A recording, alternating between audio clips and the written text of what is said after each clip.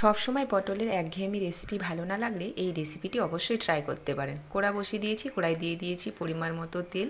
পটলটা আমি আগে থেকে ছাল ছাড়িয়ে দুপাশটা একটু করে কেটে দিয়েছি, যাতে পটলের ভেতর মশলাটা খুব ভালোভাবে ঢোকে।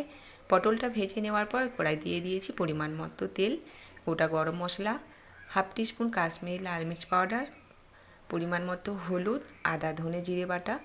একটু কষিয়ে নেওয়ার পর দিচ্ছি টমেটো, কাজু, পোস্ত আর কাঁচা লঙ্কা একসঙ্গে বেটে রেখেছিলাম, সেই বাটা মশলাটা দিয়ে ভালোভাবে কষিয়ে নিতে হবে। দিয়েছি স্বাদ মতো লবণ আর ফেটানো টক দই। একটু ঢাকা লাগিয়ে মশলাটাকে খুব ভালোভাবে কষিয়ে নিতে হবে। এবার এর মধ্যে আমি দিয়ে দিচ্ছি কসৌরি মেথি। মেথিটা দিয়ে আবারও ভালো করে মিশিয়ে নেওয়ার পর ভেজে রাখা পটলটা দিয়ে 3-4 মিনিট নাড়াচাড়া করে জল দিয়ে ঢাকা লাগিয়ে রেখে দেবো 5-6 মিনিটের জন্য। তারপর ঢাকাটা খুলে এর মধ্যে দিয়ে দিচ্ছি 1 চামচ বাটার আর একটু গরম মশলা দিয়ে খুব ভালোভাবে মিশিয়ে নামিয়ে নিতে হবে।